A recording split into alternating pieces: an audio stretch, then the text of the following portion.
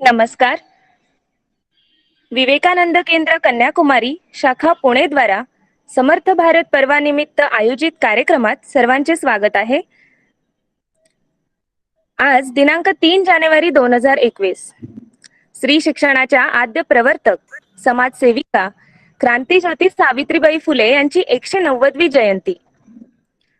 त्यांना विनम्र अभिवादन करूया व आपण आपल्या कार्यक्रमाची सुरुवात करूया.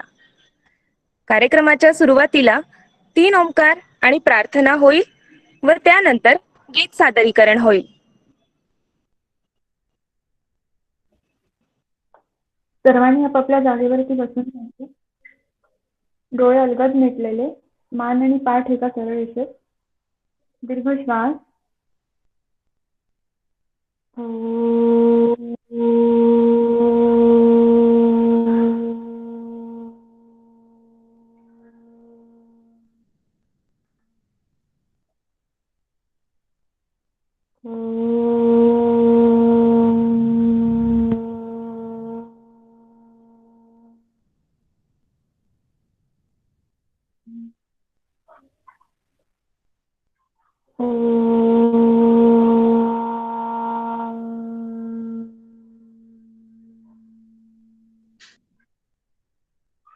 हाताची नमस्कार मुद्रा.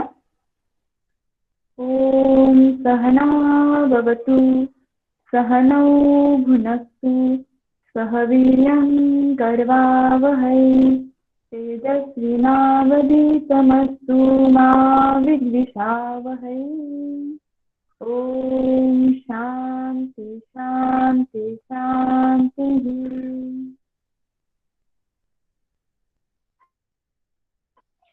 प्रणाम.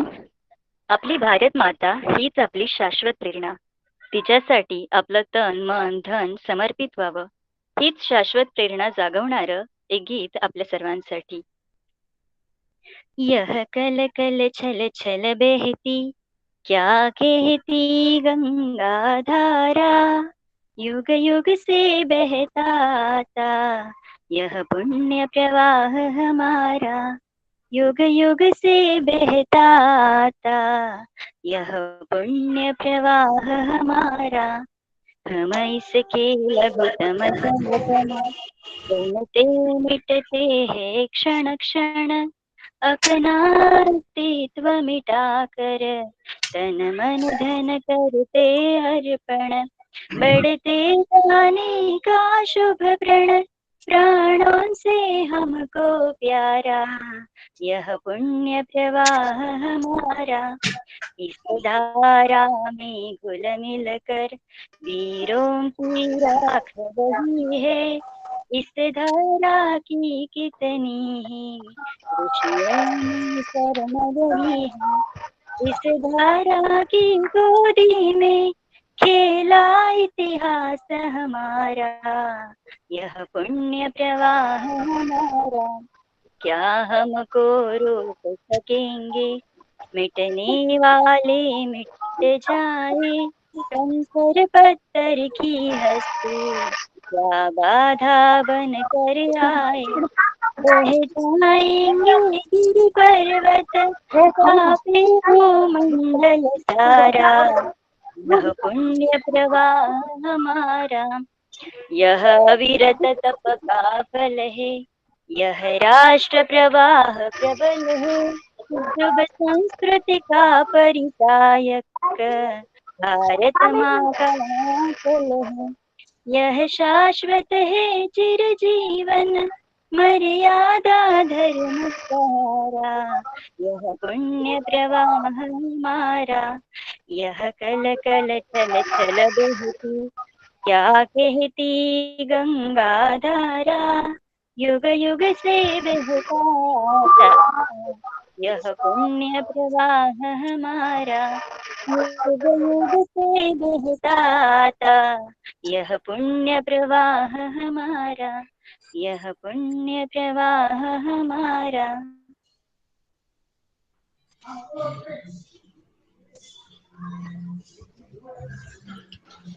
धन्यवाद ताई. कृपया एक सूचना आहे, सर्वांनी आपले माईक ऑफ ठेवावे.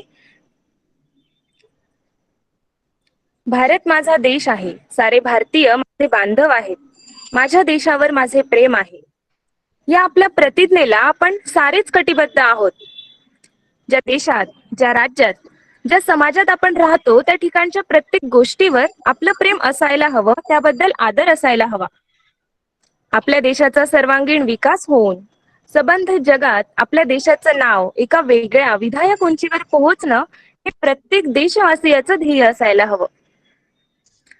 स्वामी विवेकानंदांनी अमेरिकेतील शिकागो येथे धर्म परिषदेत हिंदू धर्म, हिंदू संस्कृती, आपल्या देशाचा इतिहास, परंपरा या गोष्टींचं दर्शन घडवून आणलंच होतं. स्वामी विवेकानंदांचे युवकांच्या माध्यमातून निर्माण होणारे समर्थ भारत देशाचे स्वप्न होते. त्यांच्या मते समाजातला सामान्य माणूसच देशाचा कणा आहे आणि समाजातली एकरसता हेच आपल्या राष्ट्राचे बल आहे. आणि आज विवेकानंद केंद्र कन्याकुमारी शाखा पुणे द्वारा समर्थ भारत पर्वानिमित्तच विशेष व्याख्यानाचे आयोजन केले गेले आहे. माननीय अभयजी बापट आपल्याला वक्ते म्हणून लाभले आहेत. त्यांचा थोडक्यात परिचय मी करून देते. माननीय अभयजी बापट हे विवेकानंद केंद्र महाराष्ट्र प्रांताचे प्रमुख आहेत. पूर्वी त्यांच्याकडे अखिल भारतीय विद्यार्थी परिषदेचे राष्ट्रीय स्तरावरील दायित्व होते. 1988 पासून ते केंद्रात कार्यरत आहेत.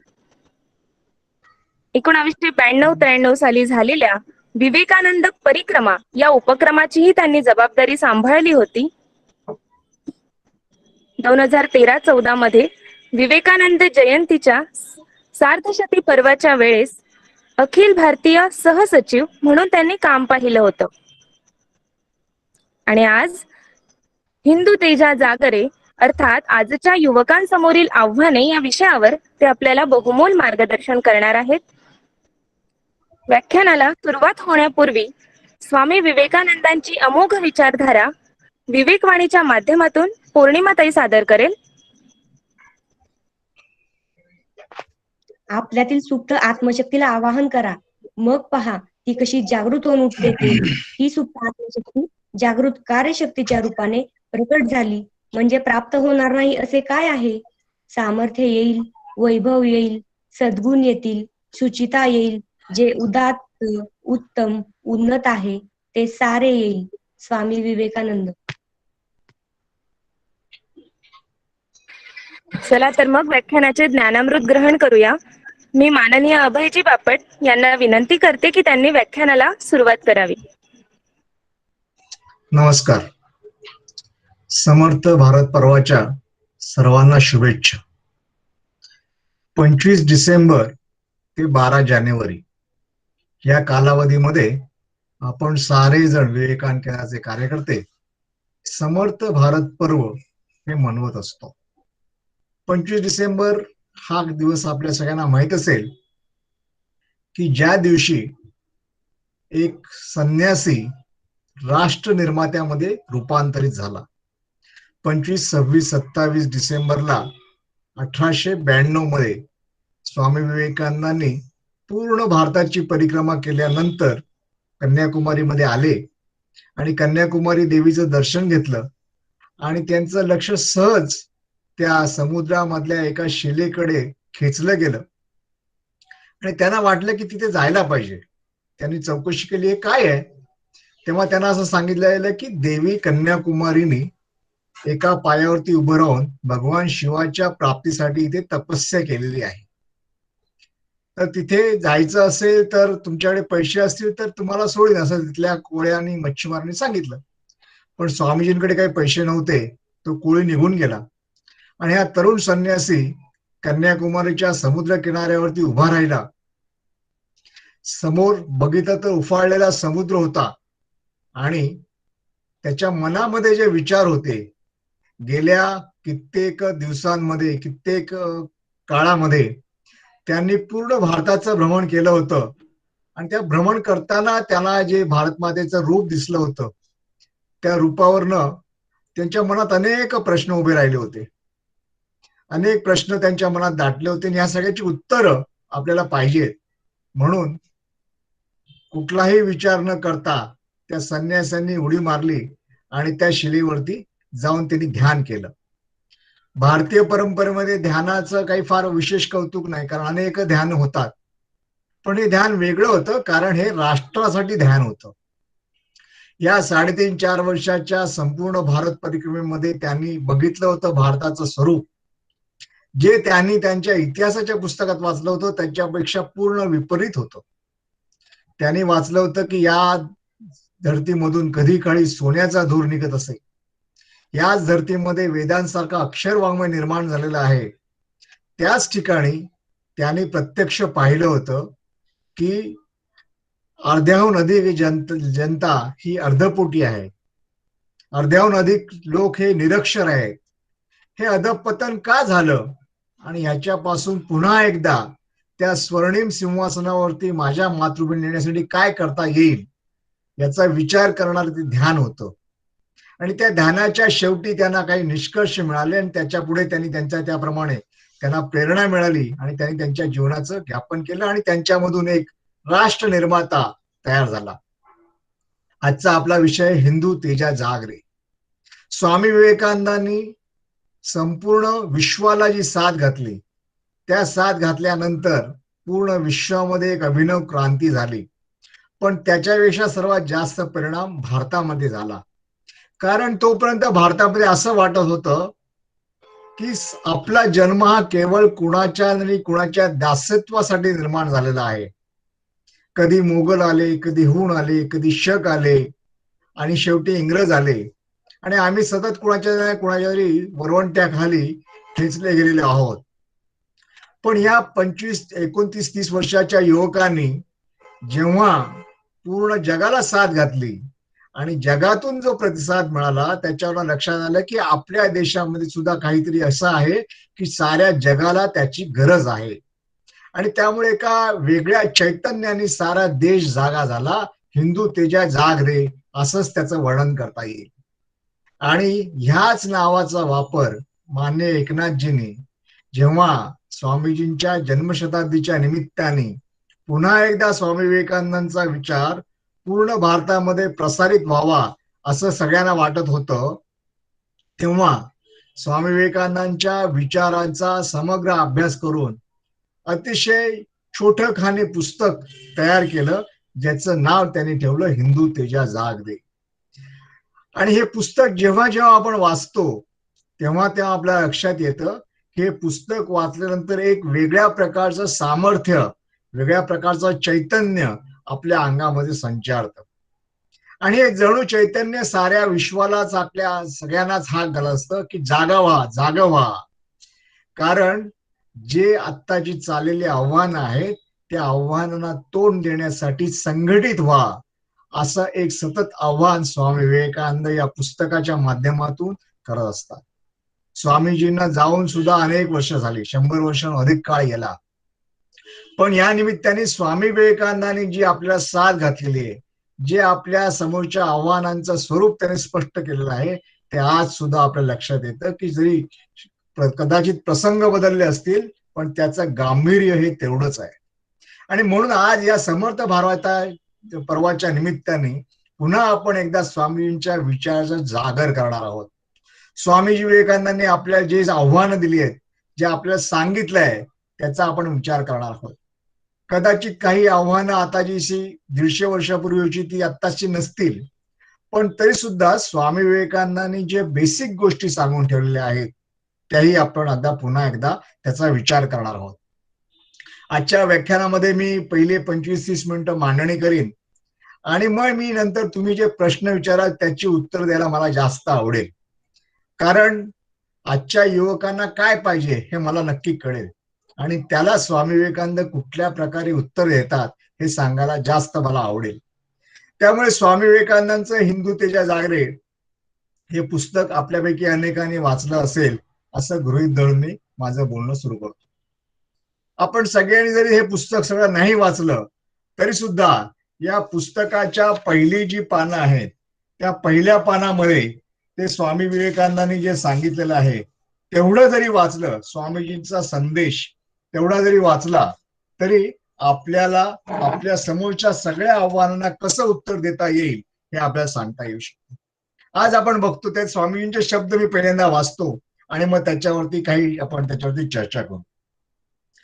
हे जे यांच्याकडे हिंदुत्वाच्या जागेवर पुस्तक असेल त्यांच्यासाठी पान नंबर 15 वरती हा स्वामीजींचा संदेश आपल्यासाठी दिलेला आहे. स्वामीजी म्हणतात, माझे शब्द स्मरणात असून द्या. हिंदू हा शब्द उच्चारताच अपूर्व चैतन्याची लहर जर तुमच्यात सळसळून जात असेल तर आणि तरच तुम्ही हिंदू आहात. मी हिंदू आहे असे जो बांधव म्हणतो तो लगेच तुमचा परमप्रिय परम निकट आप्त झाला पाहिजे. मग तो कोणत्याही देशातून आलेला असो, तो तुमची भाषा बोलत असो वा अन्य भाषा बोलत असो, असे झाले तरच तुम्ही हिंदू म्हणू शकता. आता ह्या वाक्या म्हणजे ह्या 4-5 ओळी ज्या आहेत त्या आजच्या काळाला किती सुसंगत आहेत. म्हणजे स्वामी विवेकानंद आपण जे द्रष्टा म्हणतो ते द्रष्टे पण आपल्याला याच्यातून दिसतात. आज आपल्या सगळ्यांना माहिती आहे की एका वेगळ्या प्रकारच्या आव्हानांना आपण सगळेजण तोंड देत आहोत आणि जिथे आपल्याच धर्मामध्ये आपल्याच बांधवांमध्ये वेगवेगळ्या कारणांनी फुटी म्हणजे वेगळ्या ग्रुपमध्ये कट करण्याचं आव्हान आता आपल्या समोर उभं राहिलेलं आहे. अगदी ज्याला म्हणतात लेटेस्ट मधलं लेटेस्ट आव्हान जे आहे ते असं आहे की आपल्यातल्याच एखाद्या पंथाला असं फिरवलं जातं आणि सांगितलं जातं की तुम्ही हिंदू नाही आहात, तुमचा पंथ हाच तुमचा धर्म आहे. आणि ह्याच्यासारखे अनेक प्रयोग सतत चालू आहेत आणि या प्रयोगामधून हिंदूंमध्ये फूट पाडणं याचं काम अव्याहतपणे चालू आहे. आणि याच्या आव्हानांचा आपल्या सगळ्यांना परिचय एवढ्यासाठी व्हायला पाहिजे कारण पुढच्या वर्षी देशामध्ये जनगणना होणार आहे आणि त्या जनगणनेमध्ये अधिकाधिक लोकांनी आम्ही हिंदू नाही आहोत असं सांगण्यासाठीचा एक मोठा प्रयत्न सर्वत्र सुरू आहे. आणि ते जर आपल्याला आणून पाडायचं असेल तर ही स्वामीजींची जी व्याख्या आहे ती व्याख्या आपण लक्षात घेतली पाहिजे. आता याच्यात मी किती उदाहरणं सांगू शकतो. तर आपल्या सगळ्यांना माहिती आहे की लिंगायत हा सुद्धा एक हिंदू धर्माचाच भाग आहे. पण असं एक मोठं जाळ पसरवलं गेलेलं आहे की लिंगायत हे हिंदू नाही आहेत, हिंदू धर्मापेक्षा वेगळे आहेत, लिंगायत हा वेगळा धर्म आहे असं सांगण्याचा प्रयत्न सर्वत्र होतो आणि त्याच्याप्रमाणे त्याचे कामही सुरू केलेले लोकांनी. तेव्हा आपण विवेकानंद केंद्राचे कार्यकर्ते जे तरुण आहोत त्यांनी हे लक्षात ठेवलं पाहिजे की अशा सगळ्या आव्हानं आपल्याला कळली पाहिजे. आणि म्हणून स्वामी विवेकानंदांचे हिंदुत्वाच्या जागेवर जेव्हा स्वामीजी आपल्याला आव्हान करतात तेव्हा आपल्याला लक्षात ठेवलं पाहिजे की आपल्या समोरची आव्हानं काय आहेत ही तरी आपल्याला आधी कळली पाहिजेत. अनेक वेळेला ती आव्हानं इतक्या लोभस रूपामध्ये येतात की ती कळतच नाही. आणि आपल्या सगळ्यांना ती याची गोष्ट माहीत असेल कदाचित की काही शास्त्रज्ञांनी प्रयोग केला की गरम पाण्यामध्ये बेडकाला टाकलं तर बेडकाने लगेच उडी मारली आणि तो पळून गेला. पण त्याच बेडकाला गार पाण्यामध्ये ठेवलं आणि हळूहळू खालती मंद आचेवरती पाणी गरम करायला लागलं. ज्या टेम्परेचरला बेडकाने आधीच्या टेम्परेचरला त्या भांड्याच्या बाहेर उडी मारली होती तेवढं टेम्परेचर जरी आलं तरी तो बेडूक त्याला तसाच बसून राहिला. याची चौकशी केल्यावर लक्षात असं आलं की त्या बेडकाला हळूहळू त्या गरम पाण्याची सवय व्हायला लागली आणि त्याला वाटायला लागलं की हे ठीक आहे. म्हणजे त्याला किती गरम झाला तरी त्याच्या संवेदना नष्ट केल्या गेल्या आणि तो तसाच राहिला. आज आपल्या समाजासमोर हे वेगळ्या प्रकारचं आव्हान निर्माण केलं गेलेलं आहे की तुम्हाला अतिशय मंद आचेवरती देतात, तुमच्या संवेदना नष्ट करतात आणि मग ते आव्हान आहे हे आव्हान वाटतच नाही. मग कधी असं म्हणतात की जर तुम्ही वेगळ्या धर्माची मागणी केली आणि तो जर यशस्वी झाला तर तुम्हाला रिझर्वेशन्स मिळतील आणि त्या छोट्याशा रिझर्वेशनच्या नादामध्ये आपण आपल्या हिंदू धर्मातला एक भाग हा आपला नाहीये, आम्ही हिंदू नाही आहोत असं सांगायला तयार होतो. आता हे जे आव्हान आहे हे आव्हान समजणं, अशी अनेक आव्हानं अशी आहेत की जी आपल्याला समजली पाहिजेत. आणि स्वामी विवेकानंद हे असे आपल्याला एक मार्गदर्शक आहेत की ज्याने काळाच्या पुढे जाऊन या तऱ्हेची आव्हानं जी आहेत ती स्पष्ट करण्याचं आपल्या समोर काम केलेलं आहे. या विघटनवाद्यांनी जे मुख्य सूत्र मांडलेलं आहे त्या सूत्रावरती हल्ला स्वामी विवेकानंदांनी केला होता. एक इतिहासाच्या पुस्तकात आज सुद्धा आपल्याला असं शिकवलं जातं की आर्य हे बाहेरून आलेले आहे, आणि ही थेअरी त्या काळामध्ये इंग्लंड मधल्या एका बिशपच्या डोक्यातून निर्माण झालेली थेअरी आहे. आणि या थेअरी प्रमाणे त्यांनी अशी सगळी मांडणी केली की तुम्ही आम्हाला बाहेर जा सांगता इंग्रजांना, पण तुम्ही तरी कुठे इथले मूळचे आहात? मूळचे लोक तर वेगळे आहेत, मूळचे लोक तर आदिवासी आहेत. तर ह्या थेअरीचं खंडन केवळ 3 महापुरुषांनी केलं, ज्याच्यामध्ये योगी अरविंद, स्वामी विवेकानंद आणि महामानव डॉक्टर बाबासाहेब आंबेडकर. या तिघांनी सांगितलं की आर्य हे कुठूनही बाहेरून आलेले नाहीयेत, आर्य हे याच देशामध्ये जन्माला आलेले आहेत, याच मातीतले आहोत, आम्हीच मूळ पुरुष आहोत. आदिवासी असं नाव देऊन तुम्ही ते आदिवासी आणि आम्ही नंतरचे वासी असा भेद निर्माण करण्याचा प्रयत्न करू नका. हे आव्हान तेव्हा स्वामी विवेकानंदांनी ओळखलं होतं, पण दुर्दैवाने त्यावेळच्या किंवा त्याच्या नंतरच्या काही काळामध्ये राजकीय शक्तींना त्याच्यामध्ये त्यांचा फायदा दिसत असल्यामुळे ते आज सुद्धा आपल्या शाळेच्या पुस्तकांमध्ये असंच शिकवलं जातं की आर्य बाहेरून आलेले आहेत, आणि याच थेअरीवरती आधारित या सगळ्या विघटनवादी चळवळी उभ्या आहेत. हे आता डीएनए टेस्टने सुद्धा लक्षात आलेलं आहे की आर्य हे मूळचे भारतीय आहेत. हे थेअरी आणि त्याचं सगळं प्रमाण हे सिद्ध झालं असून सुद्धा आपल्याला असंच भ्रमित केलं जातं. असे भ्रमित करणारे अनेक आव्हानं आपल्या समोर दिलेली आहेत, आणि म्हणून स्वामीजी आपल्याला सांगतात की जागे व्हा, जागे व्हा. आणि आता या समर्थ भारत पर्वामध्ये असे अनेक विचार घेऊन आपल्याला जायचे की स्वामीजींचे विचार आहेत की ते आपल्याला आजच्या तरुण पिढीपर्यंत घेऊन जायचं आणि त्यांना सांगायचं की जागे व्हा. तुम्हाला एका वेगळ्या दुनियेमध्ये इथे ठेवलं जातं, तुमच्यासाठी वेगळ्या प्रकारचं काम केलं जातं. ह्याच्यातून जागे होऊन तुमचं सद्यस्थितीवरचं काय आहे, हा देश कुठला आहे. स्वामी विवेकानंदांच्या प्रत्येक कोटेशनचा जर आपण अभ्यास केला तर आपल्या लक्षात येते की स्वामीजी कालातीत आहेत. ते त्यांनी 100-150 वर्षापूर्वी सांगितलं असेल तरी सुद्धा आज सुद्धा हे तेवढंच आवश्यक आहे. आणि हे वाक्य वाचल्यावर तर मला लक्षात असं आलं की स्वामी विवेकानंद म्हणतात, मी हिंदू आहे असे जो बांधव म्हणतो तो लगेच तुमचा परमप्रिय परम निकट आप्त झाला पाहिजे, मग तो कोणत्याही देशातून आलेला असो. आपल्याला माहिती आहे या लॉकडाऊनच्या आधी भारतीय संसदेने एक कायदा पास केला, सीएए असं त्याचं शॉर्ट फॉर्म होतं, ज्याच्यामध्ये असं मांडलं होतं की जगातल्या कुठल्याही देशामधून, आपल्या शेजारच्या देशामधून जर हिंदू बांधवांवरती जर अन्याय झाला असेल आणि ते जर परागदा होऊन आपल्या देशामध्ये आले असतील तर हा देश त्यांचं स्वागत करेल, त्यांना या देशाचं नागरिकत्व देईल. स्वामीजी म्हणतात की तो कुठल्याही देशातून आला असेल, जर तो स्वतःला हिंदू म्हणत असेल तर तुमचा तो परमप्रिय परम निकट आप्त झालेला असला पाहिजे. तो कोणतीही भाषा बोलत असो व अन्य भाषा बोलत असो, तर आणि तरच तुम्ही स्वतःला हिंदू म्हणून घेऊ शकता. आणि म्हणून या हिंदुतेच्या जागरे पुस्तकाचं पहिलं पान जरी आपण वाचलं आणि त्या पहिल्या पानाचा जरी आपण अभ्यास केला तरी आपल्याला आपलं काम म्हणजे काय, स्वामी विवेकानंदांचे विचार म्हणजे काय, स्वामी विवेकानंदांना काय अपेक्षित आहे हे सगळं कळतं. त्याच्या पुढे ते जाऊन असं म्हणतात, जर कोणत्याही हिंदूची वेदना स्वतःच्या वेदने इतकीच तुमचे हृदय व्यथित करत असेल तरच तुम्ही हिंदू आहात. मला वाटतं की आपण जे तत्वज्ञान घेऊन चाललेलो आहोत त्या तत्वज्ञानाचं अतिशय सरळ सोपं रूप हे स्वामीजींनी या शब्दातून व्यक्त केलेलं आहे. जगामध्ये कुठल्याही हिंदूवरती होणारा अत्याचार हा माझ्यावरती होणारा अत्याचार आहे असं वाटलं, माझ्यात आणि त्याच्यामध्ये एक अनुबंध आहे, एक बंध आहे, आम्ही भाऊ भाऊ आहोत, हे जेव्हा आपल्या लक्षात येईल तेव्हाच आपण स्वतःला हिंदू म्हणून घेऊ शकतो. ही हिंदुत्वाची जी व्याख्या स्वामी विवेकानंदांनी केलेली आहे ती आज सुद्धा कालातीत आहे. आणि म्हणून अशी अनेक गोष्टी स्वामी विवेकानंदांनी आपल्याला सांगून ठेवलेल्या आहेत. स्वामी विवेकानंदांच्या सगळ्या जीवनामध्ये जर आपण बघितलं तर स्वामी विवेकानंद हे कायम प्रेरणास्त्रोत राहिलेले आहेत.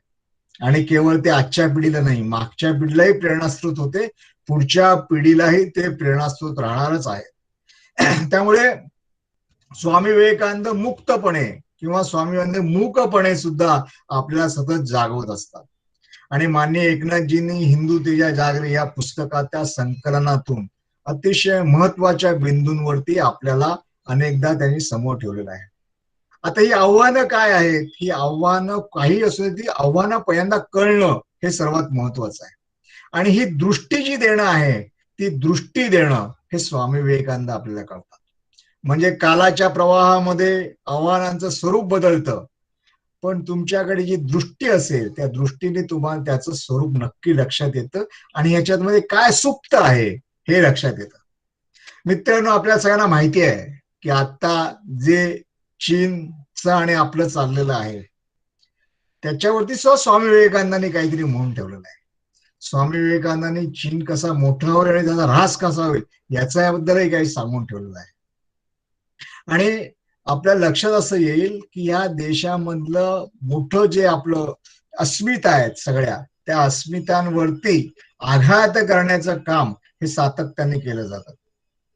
कारण पुन्हा एकदा स्वामी विवेकानंद म्हणतात की ज्या दिवशी तुम्हाला तुमच्या आजोबांबद्दल वडिलांबद्दल राग यायला लागेल, तुम्ही त्यांना शिव्या घालायला लागलात की समजा की तुमचं ज्याला तुमचा गळतेत जाण्याचा किंवा खाली पडण्याचा काळ सुरू झालेला आहे.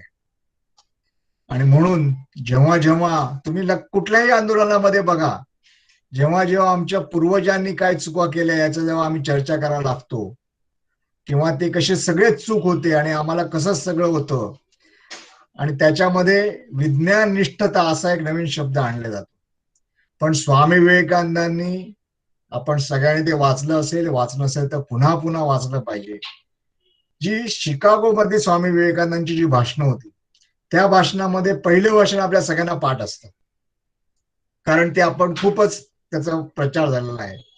पण स्वामी विवेकानंदांनी त्याच या क्रमामध्ये हिंदू धर्मावरचं जे भाषण केलेलं आहे ते भाषण आपण सगळ्यांनी पुन्हा पुन्हा पुन्हा पुन्हा वाचलं पाहिजे. त्याच्याबरोबरच स्वामीजींचं कोलंबो टू अल्मोरा या सगळ्या प्रवासामधलं लाहोर मधलं भाषण आहे, त्याचा तर अभ्यास आपण पुन्हा पुन्हा केला पाहिजे. हिंदू धर्माची सामायिकता असं त्या भाषणाचं स्वरूप आहे. स्वामीजी म्हणतात की हिंदू धर्म इतका वैज्ञानिक पद्धतीवरती आधारलेला कुठलाच धर्म नाहीये. आणि स्वामी विवेकानंद हे म्हणतात ते जगातल्या प्रख्यात शास्त्रज्ञांच्या समोर म्हणतात. आणि म्हणून स्वामी विवेकानंद शिकागोची धर्म परिषद संपल्यानंतर त्याच्या पुढच्या दिवशी स्वामीजी कुठे होते याचा जर इतिहासात धांडोळा घेतला तर लक्षात येतं की त्यावेळच्या अमेरिकेमधल्या जे प्रख्यात शास्त्रज्ञ होते त्या शास्त्रज्ञांच्या बरोबर स्वामी विवेकानंद बसले होते. आणि त्यावेळेला जे शास्त्राच्या समोर, विज्ञानाच्या समोर एक कुंठित अवस्था निर्माण झाली होती, त्या कुंठित अवस्थेला फोडण्याचं काम हे स्वामी विवेकानंदांनी केलेलं आहे. टेस्लाच्या समोर त्यांनी जे अनेक त्यांचा पत्रव्यवहार जो सुद्धा आपल्याला उपलब्ध आहे ते गेल्यावर लक्षात येतं की इज इक्वल टू MC² नावाचं जे आज पूर्ण शास्त्र विज्ञान क्षेत्रामध्ये ज्यांनी क्रांती घडवली त्याचं मूळ हे टेस्ला आणि स्वामी विवेकानंद यांच्या संवादातून निर्माण झालेलं आहे. त्यामुळे स्वामी विवेकानंद सतत आपल्याला जागवत असतात. आपण ते समजून घेतलं पाहिजे आणि एकेका विषयावरती आपण काम केलं पाहिजे. म्हणजे स्वामी विवेकानंदांचं मला नेहमीच आश्चर्य वाटते की एक मनुष्य एका आयुष्यामध्ये आणि ते सुद्धा एवढ्या छोट्या आयुष्यामध्ये एवढं बेसिक थिंकिंग कसं काय करू शकतो आणि त्यातल्या कुठल्या कुठल्या विषयावरती काय काय बेसिक थिंकिंग केलं आहे ह्याचं जर तुम्हाला अतिशय सोपं स्वामी माननीय एकनाथजींनी आपल्या सगळ्यांसाठी, ज्याला आपण रेडी रेकनर म्हणतो किंवा जे लॉचे स्टुडंट असतील त्यांना माहित असेल की झाववाला म्हणून एक असतो, याच्यामध्ये ते वाचलं की लॉची पुस्तकं वाचायची गरज नाही, त्याच्यातून तुम्हाला सगळा लॉ कळून जातो. तसं हे हिंदू जे जागरे पुस्तक, ज्याचं आजच्या आपल्या व्याख्यानाचं टायटलही तेच आहे आणि मी त्याचप्रमाणे बोलतोय की हिंदू तेजामध्ये सतत जागरण करण्याचं काम आहे. स्वामी विवेकानंदांचे 10 खंड वाचू शकत नाही आपण, पण हा जर पुस्तक वाचलं तर आपल्याला कुठल्या विषयामध्ये जास्त त्यात काम करायचं आहे ते आपल्या लक्षात येईल. म्हणजे संघटन सूत्र कसं असलं पाहिजे या पुस्तकामध्ये आहे. आणि आजची गरज, आज आपल्या समाजाची गरज आहे की संघटितपणे काम करण्याची गरज आहे. आणि जेव्हा जेव्हा हा हिंदू समाज किंवा समाज हा संघटित होतो तेव्हा तेव्हा कितीही मोठी आव्हानं जरी आपल्या समोर आली तरी त्या आव्हानांना आपण सहजपणे तोंड देऊ शकतो. त्यामुळे संघटित होण्यासाठी आपल्याला विवेकानंद नावाचा एक मोठं ज्यांचं कर्तृत्व आहे किंवा ज्यांच्या पुढे सारं जग नतमस्तक झालेलं आहे त्या विवेकानंदांच्या तत्वज्ञानावरती आपण सगळ्यांनी मनापासून त्याचा अभ्यास केला पाहिजे. स्वामी विवेकानंदांनी कुणाकुणाला प्रभावित केलं हे आज सांगायची गरज नाही, कारण आपण सगळे विवेकानंदांचे कार्यकर्ते आहात, आपल्याला सगळ्यांना माहिती आहे. पण विवेकानंदांच्या विचारामध्ये जे सामर्थ्य आहे त्या सामर्थ्याचा अनुभव जर आपल्याला घ्यायचा असेल तर विवेकानंदांचा विचार आत्मसात करावा आणि त्याप्रमाणे जर वर्तन केलं तर आपल्याही लक्षात येतं एक प्रचंड शक्तिस्त्रोत आपल्यामध्ये आपोआप निर्माण होतो. आणि स्वामी विवेकानंदांचं जीवनाचा अभ्यास करायचा, त्यांनी सांगितलेल्या विषयांचा अभ्यास करायचा म्हणजे खरं म्हणजे मला खूप असं वाटतं की वेगवेगळ्या टॉपिक्स वरती या हिंदुत्वाच्या जागरेच्या माध्यमातून बोलावं. पण मला असं वाटलं आज की संघटन म्हणजे त्यांच्या फक्त सब टायटल जरी आपण वाचलं तरी आपल्या लक्षात येतं की त्यांनी किती वेगळ्या प्रकारे आपल्याला एक वेगळं काम दिलेलं आहे. आणि हे पुन्हा कालातीत आहे, म्हणजे 100 वर्षापूर्वी सांगितलेलं आहे आता हे कालबाह्य झालेलं आहे असं स्वामींच्या विचाराबाबतीत होऊच शकत नाही. इतकं ते कालातीत तत्वज्ञान स्वामी विवेकानंदांनी आपल्याकडे ठेवा म्हणून दिलेलं आहे. स्वामी विवेकानंदच एकदा म्हणतात की पुढचे 1500 वर्ष पुरेल एवढा बौद्धिक ठेवा ठेवून मी जात आहे. आणि विवेकानंदांनी काय केलं हे कळण्यासाठी दुसरे विवेकानंद पाहिजेत. मला वाटतं की आपल्या सगळ्यांना एक संधी आहे आपल्यामध्ये लपलेला विवेकानंद बाहेर काढण्यासाठी. आणि या समर्थ भारत पर्वाच्या निमित्ताने या भारताचं आतापर्यंत आपल्याला खूप सांगितलं गेलं की भारत हा इतक्या प्रमाणे दुर्बल आहे, याच्यात दुर्बल आहे, त्याच्यात दुर्बल आहे. म्हणून आपण या समर्थ भारत पर्वाच्या निमित्ताने भारताची बलस्थानं काय आहेत, भारताने जगाला काय दिलेलं आहे याचा पुन्हा एकदा आपण अभ्यास करतो आणि पुन्हा तो समाजामध्ये जातो. जेव्हा समाजामध्ये तुम्ही स्वामी विवेकानंदांचा विचार घेऊन जाता, जेव्हा तुम्ही समाजामध्ये विवेकानंदांचे 100% पॉझिटिव्ह थॉट्स घेऊन जाता तेव्हा समाजामध्ये नकळतपणे तुम्ही एक असा संस्कार देत असता की तो जगण्याला एक आधार देत असतो. आणि आजच्या या कोरोना काळामध्ये तर विवेकानंद विचाराचं इतकं त्याची गरज आहे. जसं तुलना करू नये पण जसं 62-63 म्हणजे स्वामी विवेकानंदांच्या जन्मशतीच्या आधी चायनाने जे आक्रमण केलं होतं त्याच्यामुळे सगळ्या भारताने जो आत्मविश्वास गमावला होता तो आत्मविश्वास परत निर्माण करण्यासाठी त्यावेळच्या राष्ट्रधुरीणी ठरवलं की विवेकानंद विचाराचा जागर केला पाहिजे. आणि मग तो विचाराचा जागर केला गेला, त्याच्यातून शिला स्मारकाची निर्मिती झाली, विवेकानंद हिंदुत्वाच्या जागेचं पुस्तक निर्माण झालं. आणि याचा समाजामध्ये एक परिणाम असा झाला की 1965 साली आपल्या फौजा लाहोर पर्यंत पोहोचल्या. आज 2020 मध्ये सुद्धा एका वेगळ्या प्रकारचं आक्रमण आपल्यावरती झालेलं आहे. आपल्या सगळ्यांना एकमेकांबद्दल अविश्वास निर्माण व्हावा असं सगळं वातावरण झालेलं आहे. तुम्ही बघा की कुणाच्या पूर्वी ज्या सहजतेने आपण एकमेकांच्या घरी जात होतो, सहजतेने आपण एकमेकांना भेटत होतो, तेवढी सहजता आज दिसत नाही. कारण प्रत्येकाच्या मनामध्ये आहे की बाबा हा समोर जो आहे त्याला तर काय प्रॉब्लेम नसेल ना, तो माझ्याकडे तरी येणार नाही ना, असं एक संभ्रमाचं एकमेकांबद्दलच्या अविश्वासाचं वातावरण आज निर्माण झालेलं आहे. आणि नंतर या आत्मविश्वासाच्या एकदा झालं की समाज अशा तऱ्हेने आत्मविस्मृत झाला की त्याच्यावरती आक्रमण करणं, त्याला तोडणं हे सोपं जातं. म्हणून पुन्हा एकदा विवेकानंद विचार या समर्थ भारत पर्वानिमित्त आपण घेऊन गेलो की जो 100% पॉझिटिव्ह आहे. आणि पुन्हा एकदा जे स्वामी विवेकानंद तत्वज्ञान मांडलं होतं ते घेऊन गेलो आपण की ह्या समाजामध्ये पुन्हा आत्मविश्वास निर्माण होतो. आणि आता हे लेटेस्ट जे रिपोर्ट यायला लागलेले आहेत करोना बद्दलचे त्याच्यामधून असं लक्षात आलेलं आहे की करोना हल्ला करतो थोडासाच, पण करोनाचा हल्ला होईल या भीतीने माणूस आधीच मरून जातो. एक छोटीशी गोष्ट मला आठवली या निमित्ताने. एका गावामध्ये, गावाच्या बाहेर एक साधू राहत असतो आणि तो गावाचं एका अर्थाने रक्षण करत असतो. त्या गावामध्ये त्याला एका रात्री असा एक काळा कभिन्न असा मनुष्य आतमध्ये गावामध्ये शिरण्याचा प्रयत्न करतोय असं लक्षात आलं. त्या साधूने त्याला अडवलं की तू या गावात जाऊ नकोस. तो म्हणला मी जाणार, तू मला अडवू शकत नाही. त्यामुळे तू कोण आहेस? तर मी एक महामारी आहे, मला या गावामध्ये जायचं आहे. अरे मग तू जाऊन करणार काय? काय नाही म्हणला, मी 50 माणसं खाणार आहे, पण मी काही तुझं ऐकणार नाही. असं म्हणून तो काळा कभिन्न राक्षस त्या गावामध्ये शिरतो. आणि या साधूला नंतर बातम्या काय लागतात की आज हा गेला, आज तिकडे गेला, तिकडे आला, आणि 500 माणसं गेली. मग तो साधू रात्री असं तप करत असताना तो काळा कभिन्न पुन्हा बाहेर येतो. तर त्या साधू त्याला विचारतो की अरे तू माझी खोटं का बोललास?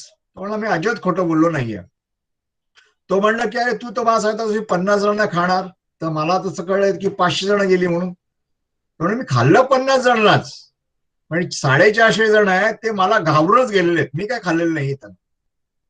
करोनाने असाच हैदोस आपल्याकडे घातला आहे. आणि त्यावेळेला स्वामी विवेकानंदांचा विचार आपल्याला जगण्यासाठी काहीतरी कारण देतो, जगण्याची ऊर्जा देतो. आणि हा विचार केवळ आपल्यामध्ये ठेवून आपल्याला उपयोग नाहीये, तर स्वामींचा विचार हा समाजातल्या सर्व स्तरांमध्ये आपल्याला नेला पाहिजे. आणि जेव्हा हा नेऊ तेव्हा स्वामी विवेकानंदांचा नुसता फोटो बघितला तरी सुद्धा एक प्रकारचा आत्मविश्वास आपल्याला येतो. आणि स्वामी विवेकानंद जे म्हणतात की each soul is a potentially divine, हे वेदांमधलं एक वाक्य स्वामी विवेकानंद अतिशय कमी शब्दामध्ये आपल्याला तो वेदांचा संस्कार दिलेला आहे. त्या संस्काराच्या माध्यमातून आपल्याला सगळ्यांना लक्षात येते की स्वामी विवेकानंद खरं म्हणजे आपणही स्वामी विवेकानंद होऊ शकतो. आपण सुद्धा 100% पॉझिटिव्ह काम करू शकतो. समाजासाठी जगणं हेच खरं जगणं आहे, याचा संदेश जो स्वामीजींनी दिलाय तो पुन्हा एकदा आपण देऊया. आणि पुन्हा एकदा याचा जागर करूया, या हिंदू तेजाला जाग करूया. आणि जेव्हा हिंदू तेज जाग होतं तेव्हा जगामधल्या कुठल्याही शक्ती त्याला अडवू शकत नाही. आणि आम्हाला जेव्हा हिंदू तेजात जागरे म्हणतो तेव्हा आम्हाला कोणालाही नाशही करायचा नाहीये. हिंदू किंवा या भूमीमधून कधीही कुणावरती आक्रमण झालं नाहीये.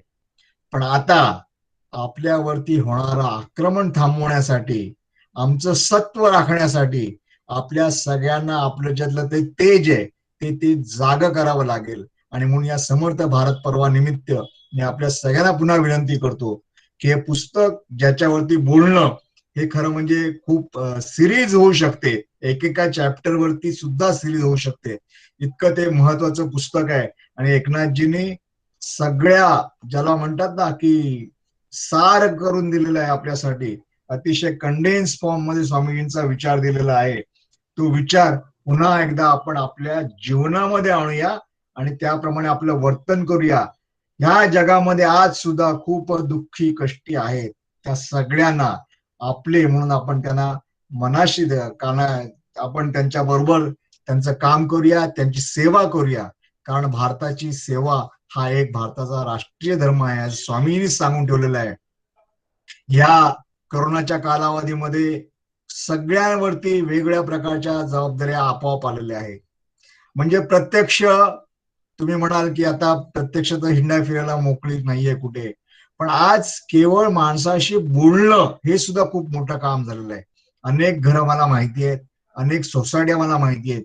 त्या सोसायटीमध्ये अनेक अशी कुटुंब आहेत की ज्यांचे जिवलग नातेवाईक हे त्यांच्याबरोबर राहत नाहीयेत. त्यांच्याशी जाऊन काका तुम्ही कसे आहात, मावशी तू कशी आहेस, तुला काही पाहिजे का, मी आणून देऊ का, एवढे 4 प्रेमाचे शब्द बोलणं ही सुद्धा खूप मोठी सेवा होणार आहे समाजाची. अशा छोट्या मोठ्या सेवेपासून प्रत्यक्ष जेव्हा गरज असेल त्या सगळ्या सेवेचा महामंत्र स्वामी विवेकानंदांनी आपल्याला देऊन ठेवलेला आहे. त्या सगळ्याचा आपण पुन्हा एकदा आदर करूया, आपल्यातलं तेज आहे ते जागृत करूया. आणि पुन्हा एकदा हे राष्ट्र जे स्वामींचं स्वप्न होतं ते स्वप्न साकार करण्याकडे या राष्ट्राचं, आज सुदैवाने जो स्वामीजींनी विचार मांडला त्याच विचारावरती चालणारं आपलं केंद्राचं शासन आहे. तर त्या शासनाला ते जे अनेक उपक्रम चालवतात त्याच्यामध्ये किमान त्यांच्या बरोबरी राहूया आपण. आणि आपण सर्व मिळून स्वामींचं जे स्वप्न होतं की ही माझी भारत माता पुन्हा एकदा जगद्गुरूच्या सिंहासनावर बसून पूर्ण जगावरती शांततेचं साम्राज्य करण्यासाठी तयार होणार आहे. ते साम्राज्याचं स्वप्न स्वामींचं साकार करण्यासाठी आपण पुन्हा आपल्यातलं तेज जागवूया. मला वाटतं मी इथे थांबतो. आपल्याकडून विशेषतः युवकांकडून प्रश्नाची मला अपेक्षा आहे. कोणीही प्रश्न कुठल्याही भाषेत विचारला तरी हरकत नाही.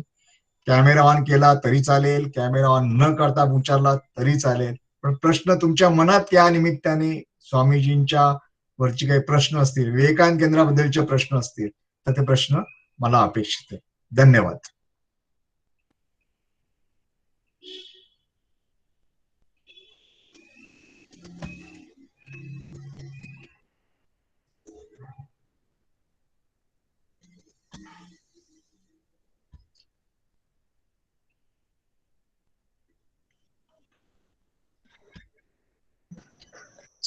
सौरभ महाजन यांचा प्रश्न आहे, युवकांना धर्म आणि रिलिजन नक्की काय असतं याबद्दल बरंच कन्फ्युजन असतं. म्हणून रिलिजन म्हणजे धर्म असे वाटत असते. यातील नक्की फरक स्पष्ट करून सांगू शकता का? हा खरं म्हणजे खूप मोठा विषय आहे. पण धर्मचा डिक्शनरी मिनिंग जरी रिलिजन असला तरी आपल्याकडे धर्माची व्याख्या वेगळी केलेली आहे. आपल्याच म्हणजे स्वामीजींच्याच भाषेत बोलायचं तर रिलिजन म्हणजे आपल्याकडे पंथ असं म्हणता येईल, आणि धर्म हा आपली जीवन पद्धती आहे.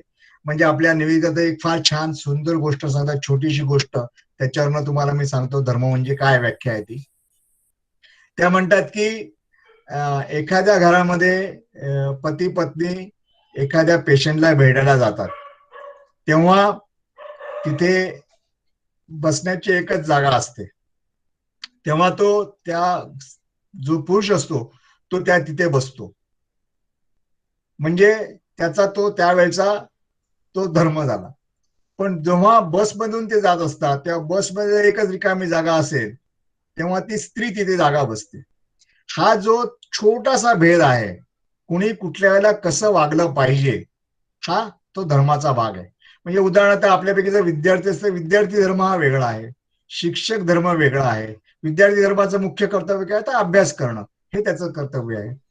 शिक्षकाचं तर शिक्षक धर्म. पण रिलिजन याचा अर्थ तुमची पूजा पद्धती. म्हणजे समजा मी शिवाचा भक्त आहे, गणपतीचा भक्त आहे, हे रिलिजन झालं. धर्म हा मोठा, ज्याला खूप मोठा कॅनव्हास आहे असा तो आहे.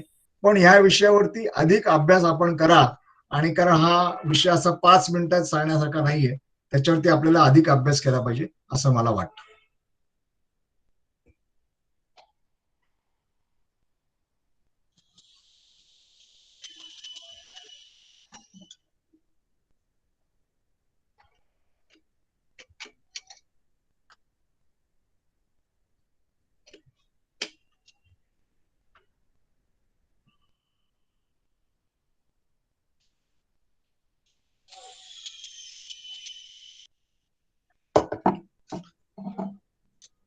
दुसरा प्रश्न आलेला आहे की आजच्या कॉलेजमधील युवा पिढीचा संवाद साधताना एक गोष्ट जाणून येते की मी हिंदू आहे असे अभिमानाने सांगणं म्हणजे काहीतरी चुकीचं आहे असं त्यांना वाटतं. यावर आपण काय करू शकतो?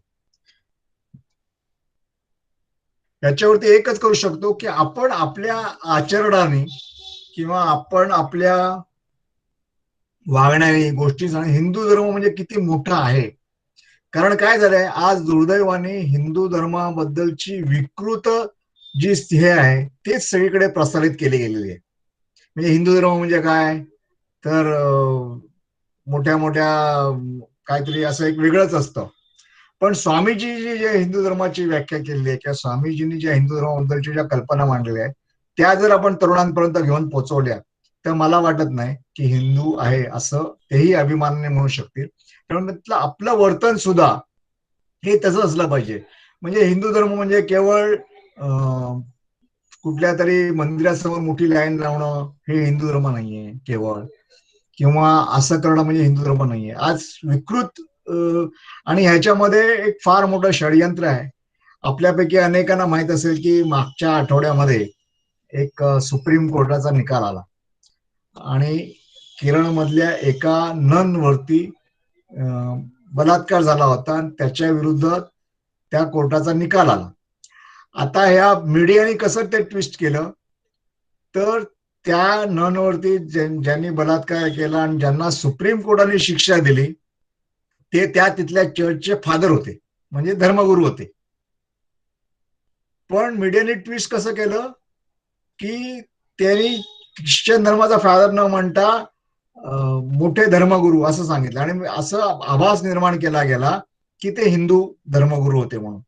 अशा तऱ्हेने मीडियामध्ये एक मोठी यंत्रणा काम करते की जी हिंदू धर्माला कारण नसताना बदनाम करण्याचं एक षडयंत्र आहे आणि आपण सगळेजण गप्प बसतो, त्यामुळे त्यांचं अधिक हे होतं. त्यामुळे अशा वेळेला आलेला कार्य करून त्यांना विचारलं पाहिजे की आणि जिथे जिथे हे शक्य आहे तिथे आपण केलं पाहिजे. त्यामुळे आपलं वर्तन हे हिंदू धर्माला अभिमान वाटावं. म्हणजे उदाहरण जर स्वामी विवेकानंदांबद्दल जर तुम्ही सांगून कॉलेजेस कॅम्पसमध्ये जायला सांगून राहिलात किंवा विवेकानंद विचार मांडला तर त्यांनाही असं वाटलं की या ज्या धर्मामधून हा युवक तयार झाला की जो शिकागोमध्ये असं म्हणतो की मी अशा धर्मातून आलो आहे की ज्याचा मला अभिमान आहे की ज्या धर्माने जगामधल्या सर्व ज्यांना प्रतारित केले, हाकलून दिलेले आहे अशा सगळ्यांना स्वागत केलेलं आहे आणि ईश्वराकडे जाणारी कुठेही मार्ग असू शकतात आणि ते सगळे तेवढेच खरे आहेत, हे आमचं कन्व्हिक्शन आहे. असा इतका उदार मानणारा हा धर्म जो आहे, हा या धर्माचा मी प्रतिनिधी म्हणून आलेलो आहे, याचा मला अभिमान वाटतो. असं विवेकानंदांसारखा तरुण जेव्हा जागतिक व्यासपीठावरती सांगतो आणि साऱ्या जग त्याची दखल घेते, अशी उदाहरणं आणि अनेक त्याच्यानंतर सुद्धा उदाहरणं अशी अनेक आहेत. अशी उदाहरणं जेव्हा तरुणांच्या समोर आपण सांगतो त्यावेळेला त्यांना निश्चित असं वाटू शकतं की आम्ही हिंदू धर्माचे अभिमानी आहोत. पण आपण समजा सांगायला लागलो की असं हिंदू धर्मात असं सांगितलंय तसं सांगितलंय, तर खरा धर्म आपण समजून घेतला पाहिजे. आणि स्वामी विवेकानंद हे त्या अर्थाने म्हणजे हिंदू धर्मावरती सर्वात जास्त टीका कोणी केली असं तर स्वामी विवेकानंदांनी केली.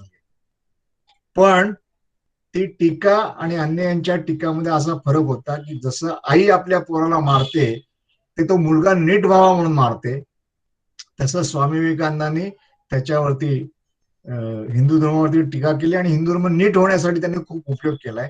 त्यामुळे विवेकानंदांसारखे ज्याला रोल मॉडेल आपण जर तरुणांच्या समोर उभे केले आणि मला वाटतं की आजच्या भारतामध्ये सुद्धा विवेकानंदांच्या रोल मॉडेलला कोणी हरकत घेईल असं नाहीये, कारण त्या अर्थी जीवनच तसं होऊन गेलं. तर त्याचा मला वाटतं त्याचा प्रचार आपण केला पाहिजे. पुढचा प्रश्न आहे 2019 ची विजन भारत एक विजय भारत मी असेल पण हा एक आपल्याकडे मोठा ज्याच्यामध्ये लोकांच्या मनामध्ये प्रश्न असतो की जर हिंदूंविषयी कार्यक्रम केले तर बाकी धर्माचे लोक आपल्यामध्ये समाविष्ट होतील का. आणि माझा अनुभव असा आहे की जेव्हा आपण पहिल्यांदा एकत्र येऊया, बाकीच्यांचा विचार नंतर करूया, आणि जेव्हा आपण एकत्र येतो तेव्हा बाकीचे सुद्धा सगळे एकत्र येतात आणि बाकीचे धर्मातले लोक सुद्धा त्यांना माहिती असतं. कारण माझं तर म्हणणं असं आहे की भारतामध्ये जो जो आहे तो कुठल्याही धर्माचा असून दे, आणि आपण जेव्हा असं म्हणतो की हिंदू धर्मातल्या एकत्र, म्हणजे हिंदू धर्म म्हणजे असा काय रोज देवळात जाणारा वगैरे असा धर्म आपल्याला अपेक्षित नाहीये. जो स्वामीजींनी सांगितलेला आहे तो धर्म अपेक्षित आहे आणि त्याप्रमाणे जर आपण केलं तर अन्य धर्मातल्या लोकांना सुद्धा आपल्याबरोबर येतील. आणि विवेकानंद केंद्राचे कित्येक पूर्णवेळ कार्यकर्ते हे सुद्धा मुस्लिम समाजातून आलेले आहेत, कारण राष्ट्र प्रथम हे आपलं ब्रीदवाक्य, हे स्वामीजींचं ब्रीदवाक्य. त्यामुळे आपण त्याची चिंता करू नये, आपण आधी एकत्र येऊया, आपली शक्ती आपण तयार करूया, बाकीचे सगळे आपोआप येऊ शकतात. पुढचा प्रश्न आहे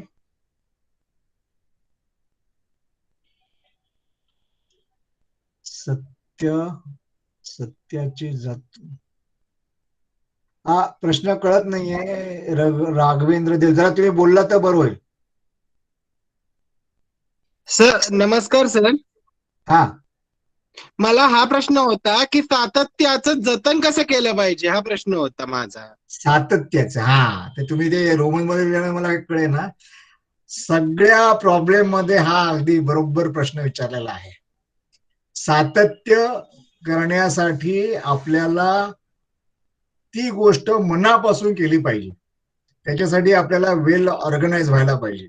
म्हणजे तुमच्या सगळ्यांच्या मनात जे होतं ते मला माहिती आहे. 1 जानेवारीला आपण एक काहीतरी संकल्प करतो की उद्यापासून मी 12 सूर्यनमस्कार घालेन, आणि मग 1 जानेवारीला आज पहिलाच दिवस आहे, जरा उशिरापर्यंत जागलो, उद्या सकाळी उठायला नको, मग आपण 2 जानेवारीवरून सुरू करू, मग 3 जानेवारीवरून सुरू करू, आणि 7 जानेवारीला आपण विसरून जातो की आपण असा काहीतरी संकल्प केला होता.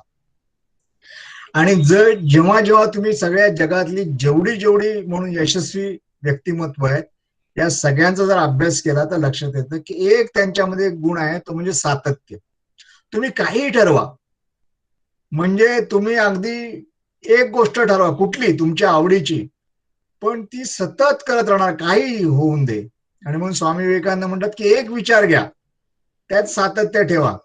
म्हणजे मग अगदी त्या ह्याच्या भाषेत सांगायला झालं, पुराणामध्ये जे पौराणिक गोष्ट सांगतात ती गोष्ट सांगतो, म्हणजे त्यातला थोडा रेफरन्स बदलायला लागेल. की सोमवार झाला की चाला शंकराच्या मंदिरात, मंगळवारी झाला देवीच्या मंदिरात, बुधवारी झाला आणखीन कुठल्या देवळामध्ये, गुरुवारी गेला दत्तामध्ये, शुक्रवारी गेला संतोषी मातेकडे, शनिवारी गेला मारुतीकडे, रविवारी गेला खंडोबाकडे, आणि जेव्हा संकट येतं तेव्हा तो हाक मारतो, मी सगळ्याच देवांमध्ये झालो. मग हा उठतो देव, तो म्हणतो की तो लगेच बदलतो, अरे आता हा गणपतीला म्हणता गणपती जाईल, मी कशाला जाऊ. असं करत करत शेवटी कोणच येत नाही. त्यातला मजेचा भाग जरी सोडला तरी एकच पकडून राहा तुम्ही, कुठलाही गोष्ट एकच पकडून राहा आणि त्याच्याशी सातत्य, काही होऊन दे, पहाड तुटून नये ते काही होऊन दे. जर तुम्ही ठरवलं ना की मी रोज 20 सूर्यनमस्कार घालणार, तर काही होऊन दे. आणि ह्या सातत्याने करण्याने तुमच्या अंगामध्ये एक शक्ती प्रकट होते. त्यामुळे तुमच्या मनाचा निग्रह हे सर्वात मोठं आव्हान आहे. शरीर काय म्हणतात त्यापेक्षा मनाचं शरीर ऐकतं असं असलं पाहिजे. तेव्हा मनामधला निग्रह कायम ठेवणं, आणि मनामधला निग्रह जर तुम्हाला कायम ठेवायचा असेल तर विवेकानंदांसारखा दुसरा आपल्याकडे रोल मॉडेल नाहीये. त्यामुळे विवेकानंदांचं चिंतन, विवेकानंदांचं विचाराचं चिंतन हे सगळं मी कशासाठी करतो याचा अभ्यास हे तुम्हाला तुमच्या मनाचा निग्रह ठेवण्यासाठी उपयोगी येईल. आणि एकदा मनाचा निग्रह झाला, आणि आपल्या सगळ्यांना माहिती आहे आता नवीन शास्त्रांनी पण शोधून काढलेलं आहे की माणूस जो काही असतो तो त्याच्या मनामुळे असतो. म्हणजे स्वामी विवेकानंद म्हणतात की सामान्य माणूस आणि असामान्य माणूस यांच्यामधला फरक कशामुळे असतो, तर डिग्री ऑफ कॉन्सन्ट्रेशन. तुम्ही तो मनुष्य किती एकाग्र होतो याच्यावरती तो माणूस किती मोठा होतो हे लक्षात ठेवता. आणि कॉन्सन्ट्रेशन सर तर स्वामी विवेकानंदांसारखे तर अनेक उदाहरण आहेत. एक छोटस उदाहरण देतो आपल्याला. आपण जिथे असतो तिथे नसतो, म्हणजे तुम्ही म्हणजे मग नक्की काय, म्हणजे आता तुम्ही सगळेजण माझ्यासमोर बसलेले आहात, तुम्ही मला दिसत नाही आहात, कोण काय करतंय माहित नाही, पण असे असू शकतात की हे लावून ठेवलंय आणि दुसरे काहीतरी बघतोय किंवा काहीतरी खातोय, याच्यावरती 100% लक्ष नाहीये, ऐकलं तर ऐकलं, नाही ऐकलं तर नाही ऐकलं, लावून ठेवलंय. याच्याने काही होणार नाही. 100% कॉन्सन्ट्रेशन केलं की तुम्हाला 100% रिझल्ट मिळेल. म्हणून ते म्हणतात ना की half done will not gate half result, it will get 0 result. त्याच्यासाठी सातत्य पाहिजे, त्यासाठी कॉन्सन्ट्रेशन पाहिजे, मनाचा निग्रह पाहिजे. तर मनाचा निग्रह करण्यासाठी स्वामी विवेकानंदांचा अभ्यास, स्वामी विवेकानंद विचाराचा अभ्यास हा खूप आवश्यक आहे. तुम्ही फक्त एक काम करा, तुमच्या घरी जर स्वामीजींचा फोटो असेल किंवा ओमचा फोटो असेल तर रोज सकाळी उठल्यावरती त्याच्याशी संवाद साधा, ओंकारशी किंवा स्वामीजींशी, आणि हळूहळू मन एकाग्र करण्याचा प्रयत्न करा.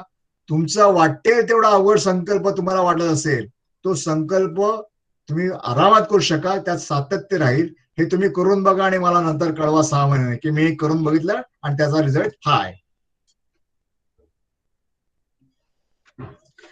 राष्ट्रीय अस्मिता म्हणजे काय?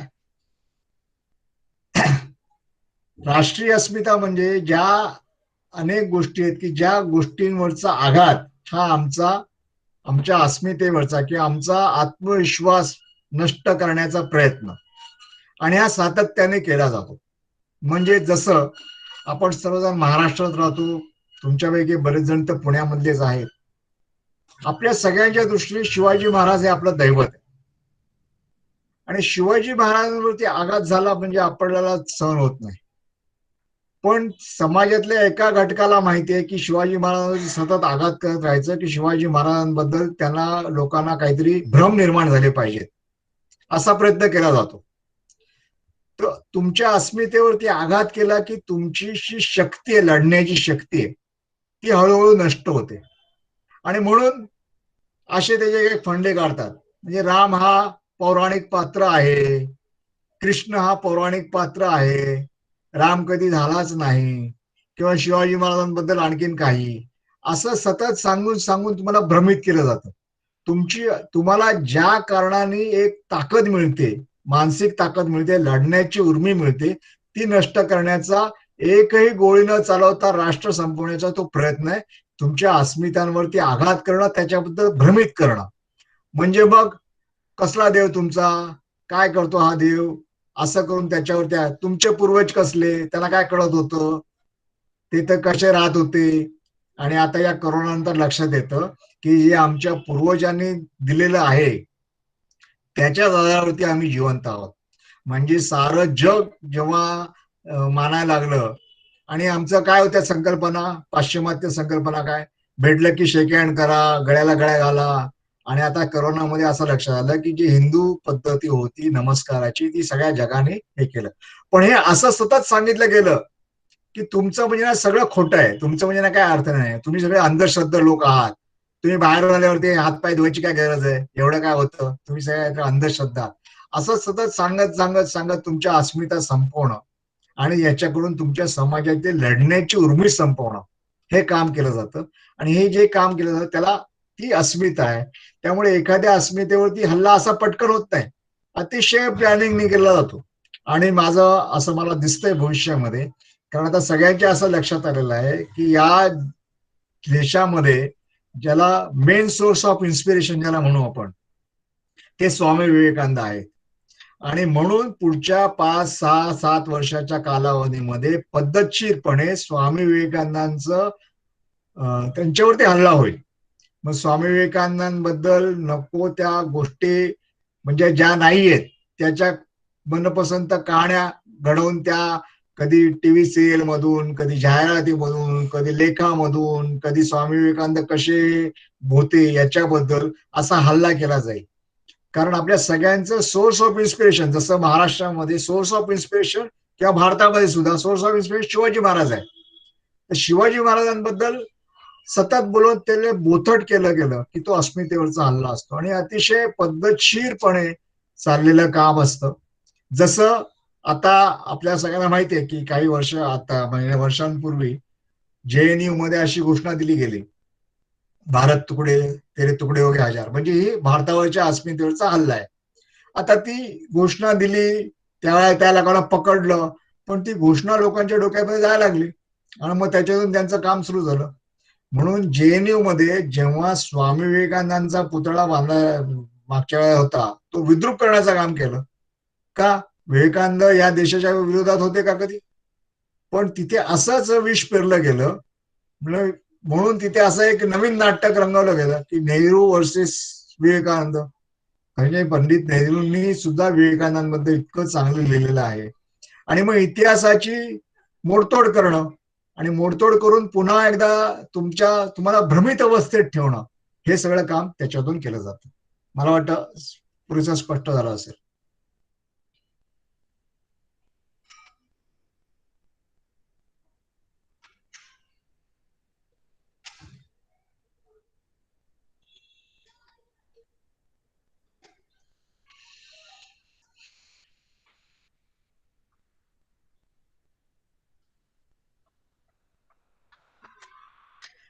सौरभ भायांचा पण प्रश्न, काही गोष्टी आज विदेशी पद्धतीने साजऱ्या केल्या जातात, ते बदलताना म्हणजे आपले जपताना दुसऱ्या गोष्टीवरती टीका करून आपले सत्व जपणे कितपत योग्य आहे? दुसऱ्यावरती टीका करण्याची काही गरज नाहीये, पण आपलं काय आहे हे तरी आपल्याला समजलं पाहिजे. आणि विदेशी पद्धतीबद्दलही सुद्धा जे चांगलं असेल, कारण स्वामी विवेकानंदांनी सांगून ठेवलंय की विदेशामधलं जे चांगलं असेल ते आपल्याला स्वीकारला काहीही अडचण नाही. विदेशातून येणारं सगळं चुकीचं आहे असंही नाही, पण या भूमीशी ज्याचा संबंध आहे आणि ते फक्त तेवढं सरळ आहे ना, एवढं जर आपण लक्षात ठेवलं तर आपल्याला विदेशातून येणाऱ्या, म्हणजे उदाहरणार्थ काही चांगल्या गोष्टी विदेशातून येतात, उदाहरणार्थ त्यांचं एखाद्या विषयामध्ये आत अभ्यास करण्याची जी एक वृत्ती आहे, म्हणजे कुठल्याही लोकांकडे बघा, ती अगदी डिटेलमध्ये जाऊन ते अभ्यास करतात. ती आपल्याकडे आली पाहिजे, त्याच्यावरती टीका करण्याचं काही कारण नाही. पण उठसूट म्हणजे आमच्या शाळांमधल्या पुस्तकांमध्ये वाढदिवसाचा धडा असणार आणि तो आमच्या वनवासी भागामध्ये जाणार, ज्या मुलाला वाढदिवस म्हणजे काय माहित नाही, केक म्हणजे काय माहित नाही, काहीच माहित नाही. अशा तऱ्हेने जे भ्रष्ट करून सांगितलं जातं किंवा आमच्या निष्ठा पातळ केल्या जाते किंवा निष्ठा बदलण्यासाठी त्याचा गरज वापर केला जातो, अशा गोष्टींवरती मात्र आपण ती कटाक्षाने टाळल्या गेल्या पाहिजेत.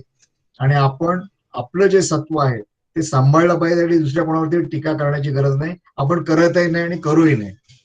आपलं जे आहे ते सांभाळून ठेवायचं आणि आपल्यातला मूळ गुण काय आहे, त्याच्या मागे काय भूमिका आपल्या सगळ्या लोकांची होती, ही समजून घेऊन ते काम केलं. आणि मला वाटतं विवेकानंदांच्या विचाराचं एक वैशिष्ट्य आहे की स्वामी विवेकानंद सुद्धा म्हणतात की मी सांगतो म्हणून तू करू नकोस, तुझ्या देहावरती तुझ्या धडावरती तुझंच डोकं असलं पाहिजे, तू विचार कर, त्याच्या खोलामध्ये जा आणि मग तुला जर ते योग्य वाटलं तर ते पटलं तर तू कर. आणि विदेशातून ज्या गोष्टी येतात त्या विदेशातून आल्या म्हणून रिजेक्ट करण्याचंही कारण नाही, पण त्याच्या खोलामध्ये गेलं पाहिजे. या भूमीशी आपल्याला बेईमानी करण्यासाठी प्रस्तुत करत नाही ना, आपल्याला उपजत नाहीत ना, ह्याच्यावरती चेक केला पाहिजे. जर या भूमीसाठी त्या योग्य असतील तर विदेशी गोष्टींचंही स्वागत केलं पाहिजे. आणि आपल्यामध्ये सुद्धा काही वाईट गोष्टी आहेत त्याचाही त्याग केला पाहिजे. म्हणजे समरस समाज हा निर्माण केला पाहिजे. आज सुद्धा आपल्या मनामध्ये जातीवादाबद्दल एक मनामध्ये कुठेतरी असतं, ती काढून टाकली पाहिजे. सर्व म्हणून तर म्हणलं ना की स्वामींचं पहिलं जे आहे, हिंदू जो जो म्हणतो तो सगळा माझा आहे, आणि हिंदू म्हणताना या देशामध्ये राहणारा सर्व बांधव माझा आहे, ही भावना निर्माण होणाऱ्या या गोष्टी त्याचा आपण निश्चित स्वीकार केला पाहिजे.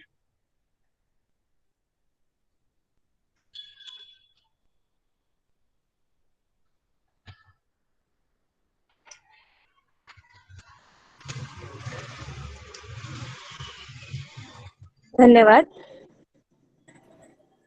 खूप मोलाचं असंच मार्गदर्शन आदरणीय अभयजींनी केलं. त्याबद्दल अर्थात केंद्र कार्यकर्ता असल्यामुळे आभार नाही मानू शकत, पण आपण केलेल्या मार्गदर्शनासाठी आम्ही सर्वच कृतज्ञ आहोत. अतिशय उत्तमरित्या सगळ्या प्रश्नांना मिळालेल्या समर्पक उत्तरांनी आपल्या सर्वांचं निश्चितच समाधान झालं असणार अशी मला खात्री वाटते. आजच्या तरुणांसमोरील आव्हाने या विषयावर मार्गदर्शन करत असताना ती आव्हानं काय आहेत ते आपल्याला आधी कळलं पाहिजे. ती आव्हानं आपण ओळखली पाहिजे आणि त्या आव्हानांना तोंड देण्यासाठी जर काही सर्वात महत्वाचं असेल तर ते म्हणजे संघटन. संघटित होण्याची आज गरज आहे आणि संघटित होऊन काम करण्याची गरज आहे. हे अगदी समर्पकरित्या उदाहरणांवरून आदरणीय अभयजी बापट यांनी आपल्या समोर मांडलं. सन 2021च्या आधुनिक वर्षात आपल्या सर्वांचं नुकतंच पदार्पण झालं आहे. आज देशात तरुणाईची प्रचंड मोठी संख्या आहे आणि ही तरुणाई सर्वसमावेशक अशा देश विकासासाठी देशाचं एक बलस्थान आहे. आपल्या रोजच्या दैनंदिनीत इतरांसाठी वेगळं विधायक काहीतरी करण्याची जी काही प्रखर इच्छा असते ती जोपासणं आणि त्यातून सातत्याने कृती करत राहण्याची खरं तर आता आवश्यकता आहे. राष्ट्र उभारणीसाठी, राष्ट्रातल्या नागरिकांसाठी, आपण राहतो त्या ठिकाणच्या समाजासाठी जेवढं शक्य आहे तेवढं तन मन धनाने कार्यरत राहणं हे आपल्या सर्वांचं कर्तव्य आहे. देशाचा एक सर्वसामान्य पण जागरूक नागरिक या नात्याने राष्ट्रबांधणीच्या या महायज्ञात आपल्या कृतिशीलतेच्या माध्यमातून आपल्याला समिधा अर्पण करायच्या आहेत आणि त्यासाठी आपण सर्वच कटिबद्ध राहूयात.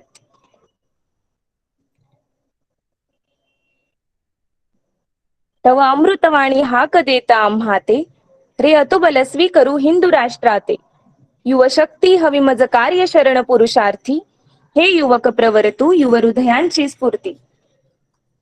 स्वामीजींचे शब्द जणू अमृत मंत्र आहेत आणि ते या भूमीवर निनादत आहेत. हिंदू राष्ट्राच्या युवा शक्तीला हाक घालीत आहेत आणि या हाकेला आम्हा तमाम युवकांचा नक्कीच प्रतिसाद मिळणार ही शाश्वती देते. कार्यक्रमाच्या समारोपाकडे वळताना विश्व कल्याणासाठी आपण सर्वजण प्रार्थना करूया आणि त्यानंतर वंदे मातरम या राष्ट्रीय गीताने कार्यक्रमाची सांगता होईल. धन्यवाद.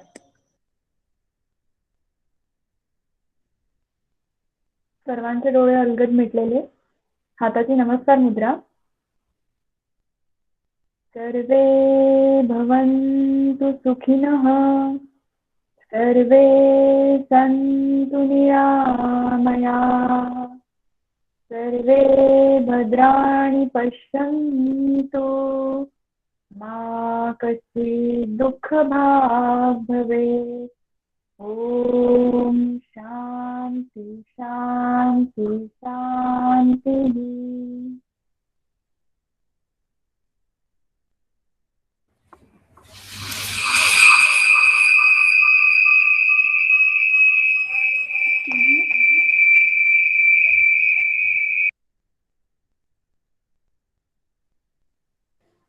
एक मिनिट.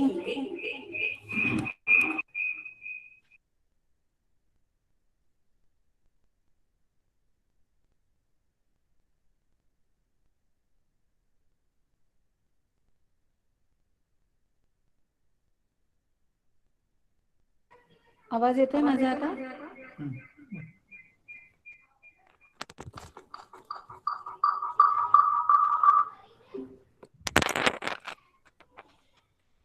वंदे मातरम, सुजलां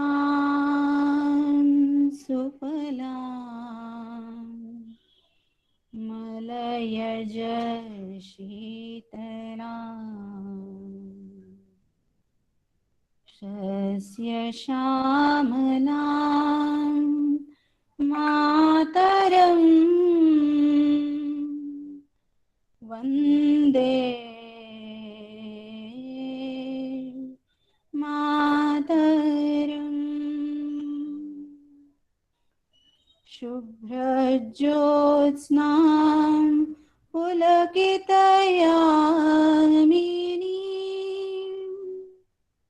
फुल्लकुसुमिता द्रुमदलशोभिनीं,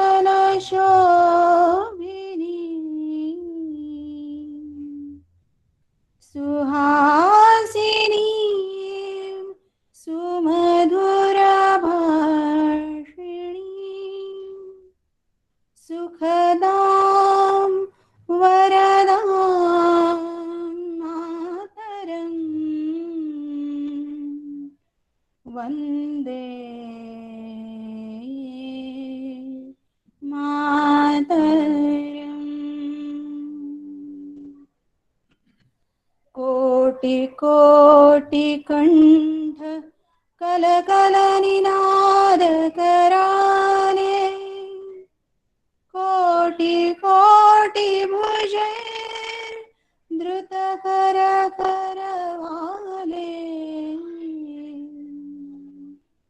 के बोले मां तुम्ही अबले, बहुबलधारिणी नमामि तारिणी, रिपुदलवारिणी मातरम् वन्दे मातरम्. तुम्ही विद्या, तुम्ही धर्म, तुम्ही हृदय, तुम्ही मर्म, त्वं हि प्राणा शरीरे, बाहुते तुम्ही मा शक्ती, हृदये तुम्ही मा भक्ती, तोमारे प्रतिमा गडी मंदिरे मंदिरे, मातरम् वन्दे मातरम्. त्वं हि दुर्गा दशप्रहरणधारिणी कमला कमलदलविहारिणी वाणी विद्यादायिनी नमामि त्वां नमामि कमलाम् अमलाम् अतुलां सुजलां सुफलां मातरम् श्यामलां सरलां सुस्मितां भूषितां धरणीं भरणीं मातरम् वन्दे मातरम् वन्दे मातरम्.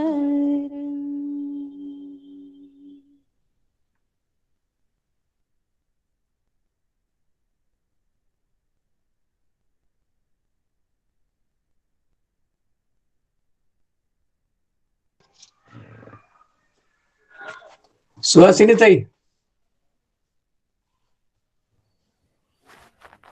हॅलो. हॅलो. सुहासिनी शीतल माने, खूप छान कार्यक्रम झाला. धन्यवाद.